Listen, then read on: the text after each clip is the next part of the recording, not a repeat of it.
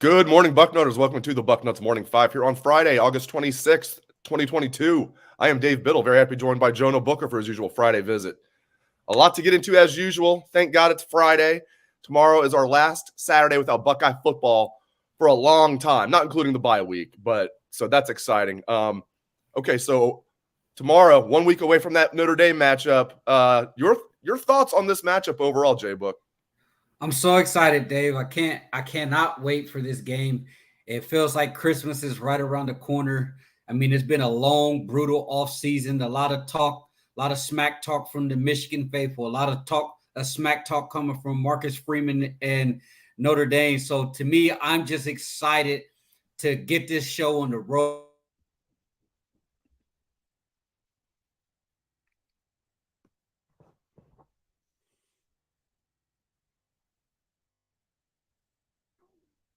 Might have lost JBook there. I think you froze up on me, my friend. For the remainder of the season, because if Ohio State can go out here and perform at a high level in front of the nation, this might be the highest rated game of all of college football, probably besides the Michigan and Ohio State game. So if they can go out there and perform at a high level, it's really going to set the tempo for the rest of the season. So are you confident? You cut out there a little bit on me. So like you're like the spread's like 15.5. You confident they're going to cover that, the Buckeyes? You think it's going to be closer? You think Notre Dame might win? Just are you confident as a Buckeye fan? Very confident. Very confident. I think this Ohio State team shows up with a bad attitude. Everything that has been said over camp indicates that they're ready to go. They're physically, mentally ready to go. So I am very confident. I like Ohio State covering the spread. And I was looking on pregame.com, and it has kind of a breakdown on where the cash and everything's being dished out in Vegas. And right now, 92% of the cash in Las Vegas are on the Buckeyes to cover that spread. So Vegas knows what they're doing. They haven't built those bright lights for no reason. So if a majority of the pro gamblers who are already in on it right now think the Buckeyes can cover that spread, there's no reason why I don't believe that Ohio State won't be able to cover. Yeah, I'm fairly confident as well. I talked about this on the show earlier this week. I was like, when that point spread went up to 15.5, as you mentioned, the money, it might be up to 16 by now. I think it was 14, 13.5 for most of the offseason, right around 14. So then it kept ticking up, because you're right. Like, as you said, 92% of the money is going toward the Buckeyes. So I wouldn't be surprised if that keeps ticking up. And I was thinking, that seems like a high point spread when when you first looked at the spread, I'm thinking 15.5. Wow. Then I broke it down. I'm like, when I started doing my own little projections here of what I think the score might be, I kept coming up with Ohio State winning by like 20 or 22, like 42-20, something like that. I'm thinking I would take Ohio State to cover, but I have a lot of respect for Notre Dame. They're a good team, but I think they're walking into a buzzsaw. We'll see. I love this. I've never been so excited for a Nebraska Northwestern game in my life. We don't have to spend a lot of time on this, but I think it's really cool. Also, Illinois is playing at home against Wyoming tomorrow, but 12:30 Eastern. So you're going to be getting up for breakfast and watching some 9:30 Eastern or 9:30 Pacific. You're going to be watching AM. You're going to be watching some Big Ten football in Ireland, no less. Nebraska and Northwestern. Nebraska favored by 11.5. We'll see. Northwestern was terrible last year, but their pattern under Pat Fitzgerald has been bad, good, bad, good. We know Ohio State played them in 2 of the last 4 Big Ten championship games. I'm not saying Northwestern's going to win the West. I actually picked them last, but I'm just glad we're going to see some Big Ten football tomorrow.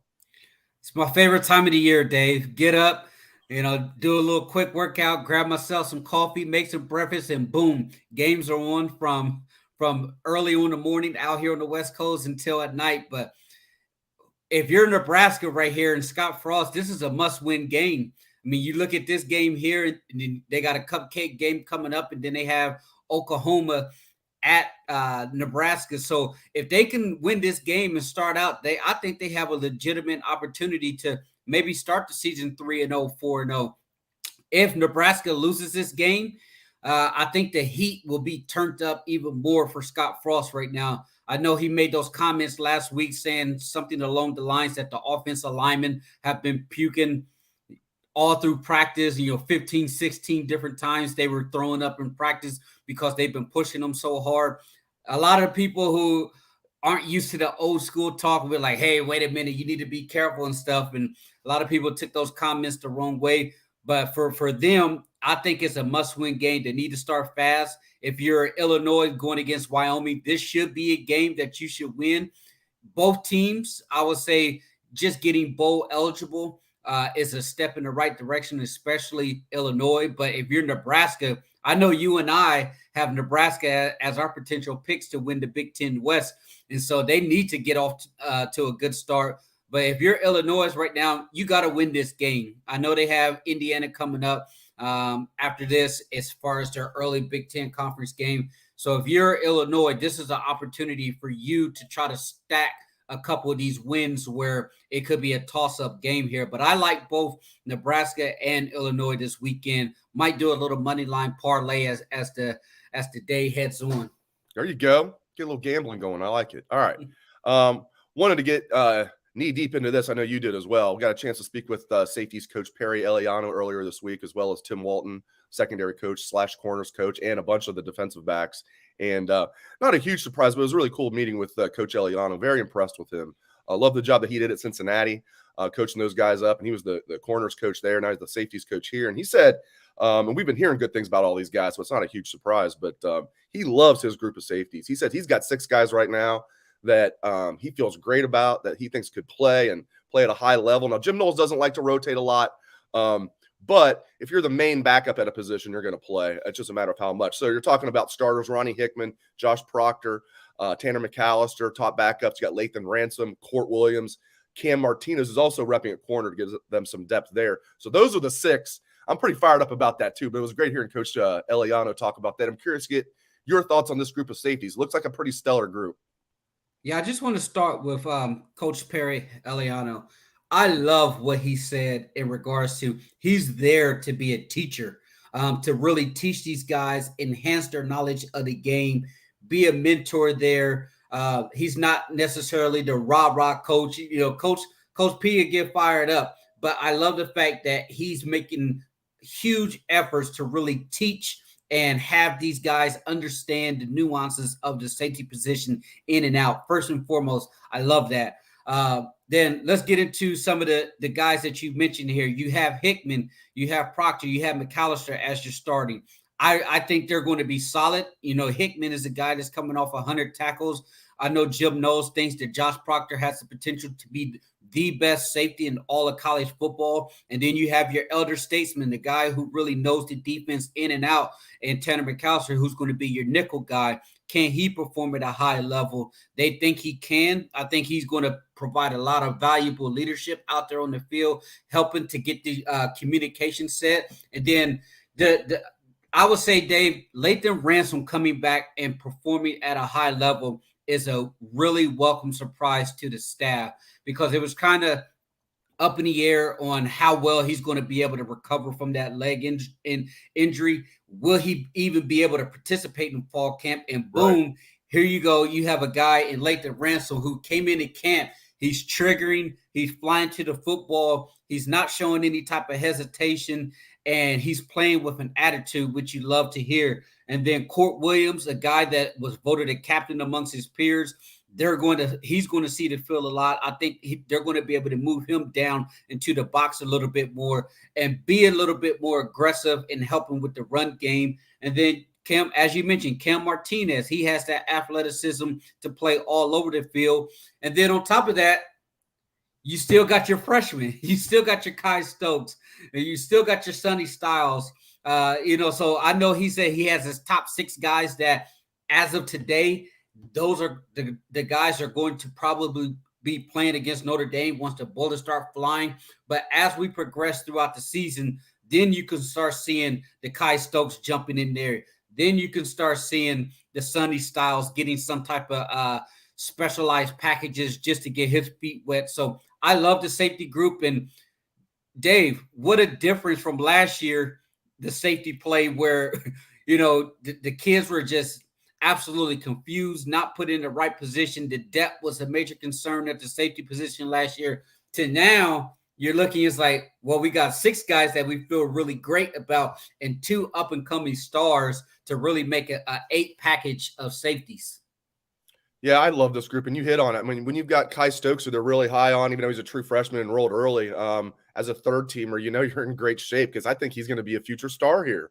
Not just a starter. I think he'll be a future star by his third year. So I love Kai Stokes.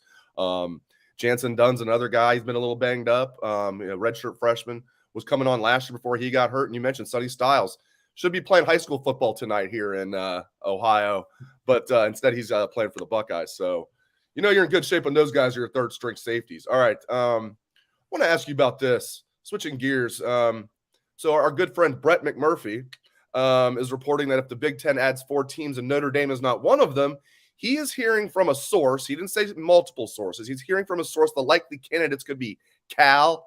I don't think Cal would add anything. Stanford, Oregon, and Washington. And they would take a lesser cut of the money. I don't know. I mean, I guess that would then you'd be owning instead of just having the LA schools, you would own almost the entire West Coast. I don't know. I don't think Cal adds anything. If they do join, I'm glad the rumor is they're going to take less money because I don't know what really any of those schools add. Your thoughts on that? If Cal is joining, the first thing that I thought was, here's Gene Smith belling out the former Ohio State president, Michael Drake, again. And I just had a random thought. Remember that time when they had that debacle of a press conference when Urban got in trouble and Michael Drake got up there and he couldn't even stand the bullets flying from the media?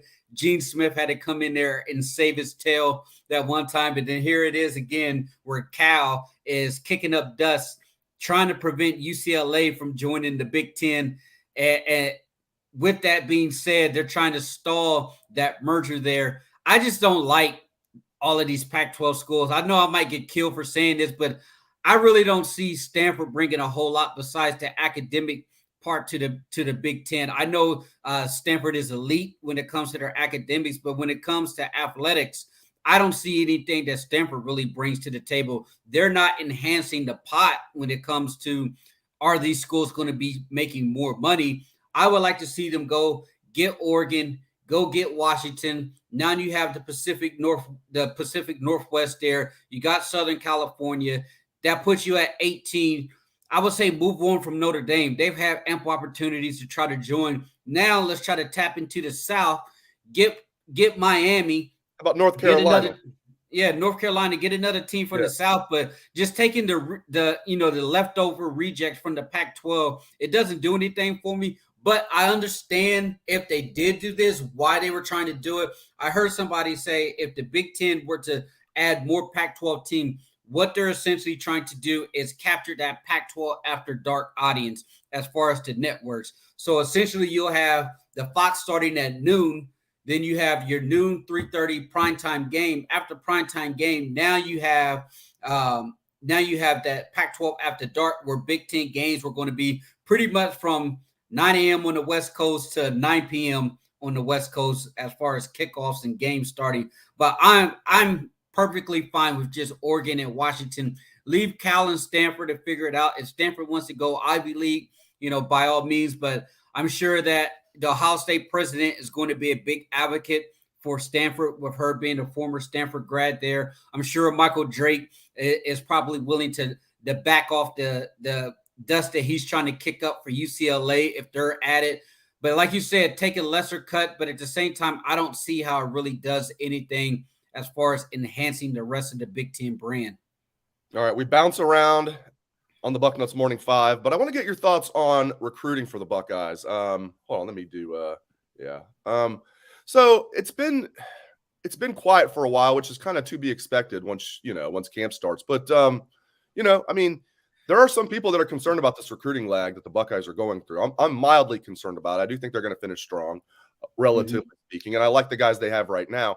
Curious to get your thoughts on the 2023 class and where it might end up. Are you concerned about it? Just where are you at with recruiting? Yeah, when it comes to the 2023 class, I thought that it would probably finish a little bit better. Obviously, they had that lull going to the end of June into July, which was a disaster month. They missed on a lot of the top prospects. But the good news is, come next week, Ohio State will have more than what you can ask for as far as recruits on campus. I know Noah Rogers said in the Twitter Spaces Bryson Rogers said in the Twitter Spaces that Notre Dame game is a hot ticket.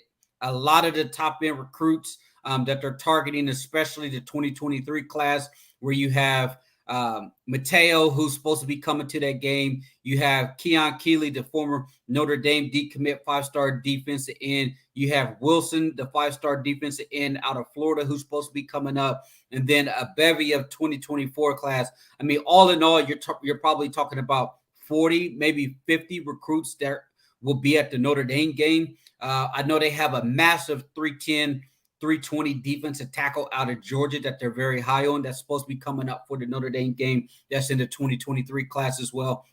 But I will say this, if they can finish in the top 5, that's still going to be a pretty solid class. You got your quarterback. I think they definitely need to add a couple more pieces to the defensive line. I want to see them get a 300-plus pound defensive tackle, especially with the defense that Jim knows is looking to try to run. You can never have too many of those guys. I think they might be done on offense. Right now, you're probably going to have to play a little defensive recruiting when it comes to your running back there and Mark Fletcher, who Miami's trying to go after pretty hard.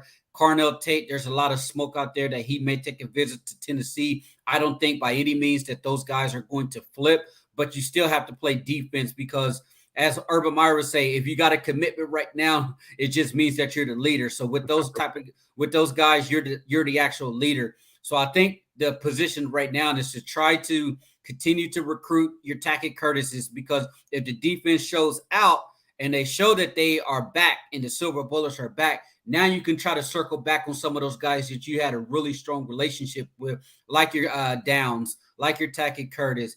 Go get get Mateo, make him a priority. Damon Wilson, he's going to be a guy that if he wants to be in, who's a 5-star defensive end out of Florida, you take him. And then all indications are Keon Keeley's probably headed to Alabama, but it doesn't hurt that he's going to be on campus. And if it's an electric atmosphere and he falls in love with Ohio State, by no means will Ohio State be out of it. So, yes, there's somewhat concern when it comes to recruiting, but you have to look forward to all of the guys that they're going to have on campus next week. And I would be remiss to say the Desmond Howard clown comments, and everybody's talking about Desmond Howard and the way he's been acting up. That cracks me up because I don't know what Desmond Howard was trying to say the other day when he was talking about how CJ Stroud doesn't deserve to be in there as far as a Heisman contender.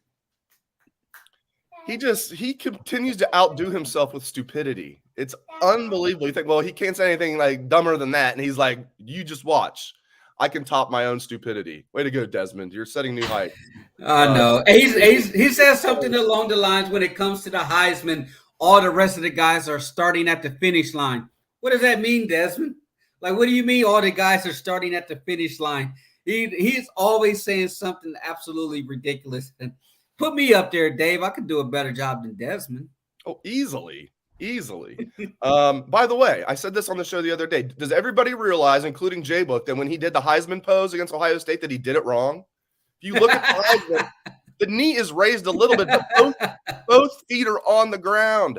Both cleats are on the ground. Man. The actual trophy. He didn't even do the Heisman pose right. Now you have a whole generation of kids grow up you raise your foot in the air and do it. Like, no, he didn't even do the Heisman pose right. Hey, speaking of Desmond, Dave, let me ask you this. There's been a lot of smoke that once the Big Ten transitions away from ESPN, that game day will no longer head to Big Ten campuses. How do you feel about that? How do you feel about game day no longer showing up in Columbus and Desmond no longer being up there being booed and Kirk Herbstreit, Lee Corso? I mean, that's always been a pastime for college football for however long, last 20, 25 years and stuff.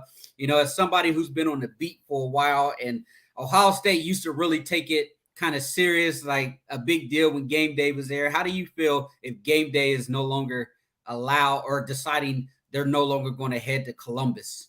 I have mixed emotions. Here's why. When you first asked me the question, I almost said I'm indifferent, good riddance almost, because I never watched that show anymore. The only pregame show that I had watched recently was when Urban was on Big Noon Kickoff, because he's so freaking good at it.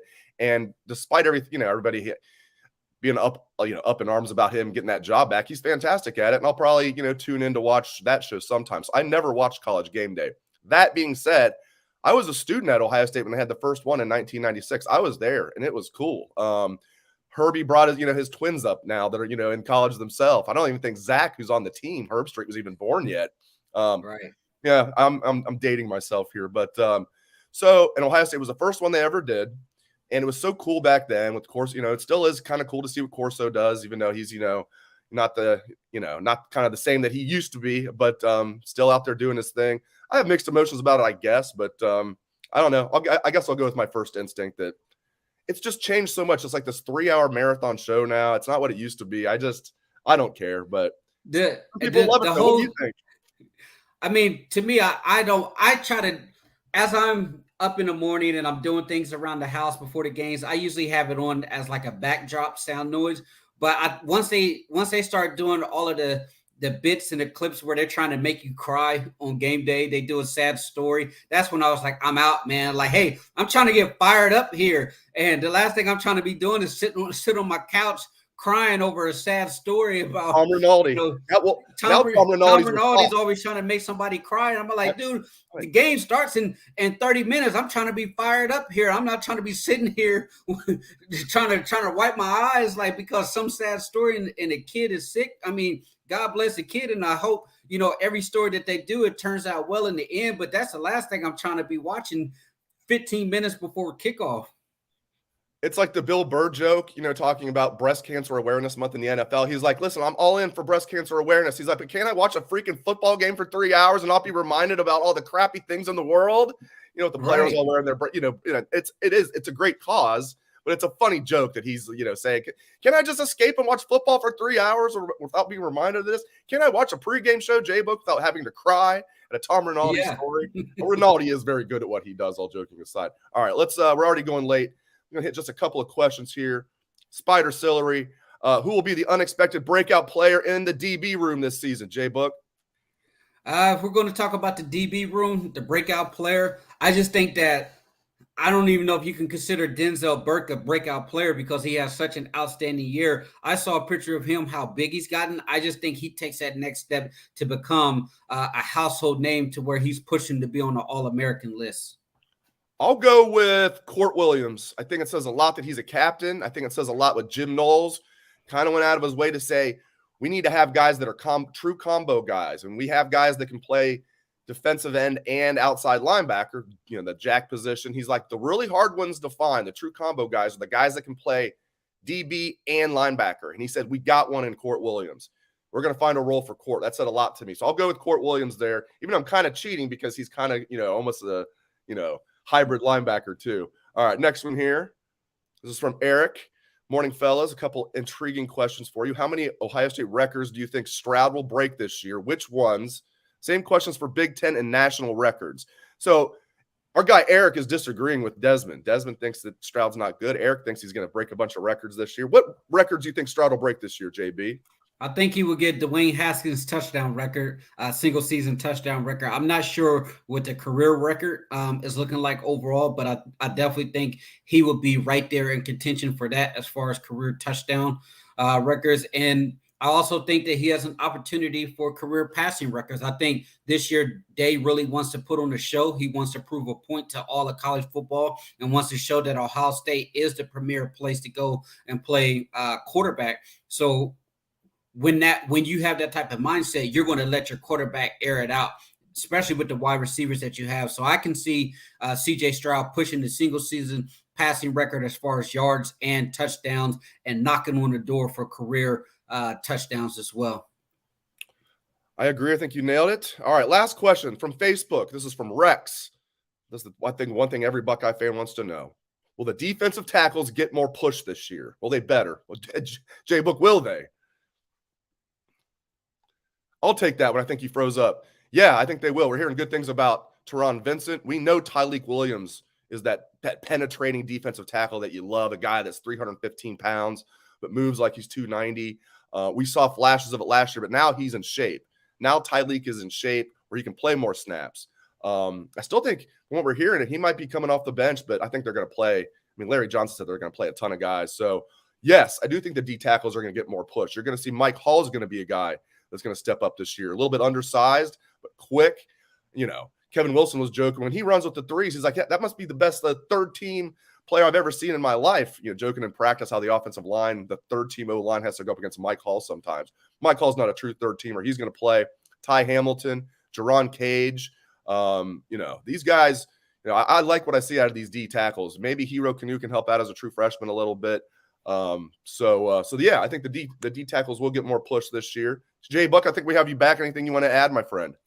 Yeah, I think the defensive tackles will be pretty solid this year. You mentioned Mike Hall. He's a guy that I'm excited to see because they've been raving about him all over camp.